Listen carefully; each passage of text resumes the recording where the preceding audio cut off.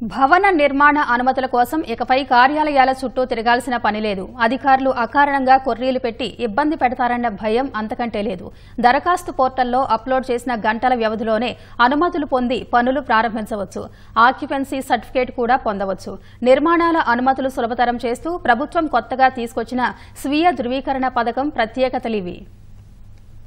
భవన నిర్మాణాలకు అనుమతుల్లో జాప్యాన్ని నిరోధిస్తూ ప్రభుత్వం కొత్తగా ప్రవేశపెట్టిన పథకం అమలుకు సంబంధించి పురపాలక పట్టణాభివృద్ది శాఖ మంగళవారం మార్గదర్శకాలు జారీ చేసింది. 18 మీటర్ల కంటే తక్కువ ఎత్తులో గ్రౌండ్తో పాటు మరో 4 అంతస్తుల భవన నిర్మాణాలకు వాటి యజమానుల స్వీయ ధృవీకరణతో కార్పొరేషన్, మున్సిపాలిటీ, నగర పంచాయతీల నుంచి ఆన్లైన్లో అనుమతులు పొందొచ్చు. ఇందుకోసం సమీపంలోని లైసెన్స్డ్ టెక్నికల్ పర్సన్ ద్వారా దరఖాస్తులు, అనుబంధ పత్రాలతో పాటు వాటిని ధృవీకరిస్తున్నట్లుగా అంగీకార పత్రాన్ని ఆన్లైన్ భవన నిర్మాణ అనుమతి వ్యవస్థ పోర్టల్లో అప్లోడ్ చేయాలి. దరఖాస్తుతో పాటు అనుబంధ పత్రాల్ని పోర్టల్ ద్వారా పరిశీలించి అనుమతులు ఇచ్చేలా ప్రత్యేక సాఫ్ట్వేర్ ను రూపొందించారు. 24 గంటల్లోగా అనుమతులు వచ్చేలా ఏర్పాట్లు చేశారు.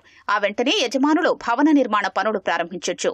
నిర్మాణం పూర్తయ్యాక మళ్లీ ఆన్లైన్ పోర్టల్లోనే ఆక్యుపెన్సీ సర్టిఫికేట్ కోసం దరఖాస్తు చేసుకోవచ్చు. భవన నిర్మాణాలకు ఆన్లైన్లో అనుమతులు తీసుకున్నాక పనుల నిర్వహణపై పట్టణ ప్రణాళిక అధికారులు ఇప్పటి వరకు చేపట్టిన పోస్ట్ వెరిఫికేషన్ పద్ధతిని ప్రభుత్వం తొలగించింది. అధికారులు కొందరు భవన నిర్మాణ యజమానుల్ని డబ్బు కోసం ఇబ్బంది పెడుతున్నారనే ఫిర్యాదులతో ఈ నిర్ణయం తీసుకుంది.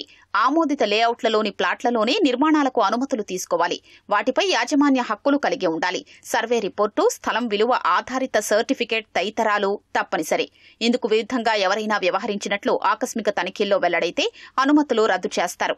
టెక్నికల్ పర్సన్ల పరంగా తప్పులు చేసినట్లు నిర్ధారణ అయితే అలాంటి వారి లైసెన్సులు 5 ఏళ్ల పాటు రద్దు చేస్తారు. తప్పు తీవ్రతను బట్టి చట్ట ప్రకారం చర్యలు తీసుకునే అవకాశం ఉంది. కొత్తగా ప్రవేశపెట్టిన స్వీయ ధృవీకరణ పథకంతో ఏటా 30,000 భవన నిర్మాణాలకు ఇక సులువుగా అనుమతులు లభించనున్నాయి. 123 పట్టణ స్థానిక సంస్థల్లో వివిధ నిర్మాణాలకు ఏటా 35,000కు పైగా దరఖాస్తులొస్తున్నాయి. వీటిలో 30,000 వరకు 18 మీటర్ల ఎత్తులోపు చేపట్టే G+4 భవనాలే ఉంటున్నాయని అధికారులు చెబుతున్నారు. కొత్త విధానం ఈ నెల 15 నుంచి అమల్లోకొచ్చే అవకాశం ఉందని తెలిపారు. బహుళ అంతస్తుల భవన నిర్మాణాలకు అనుమతుల విషయంలో ఇప్పటి వరకు అమల్లో ఉన్న నిబంధనలే వర్తిస్తాయి.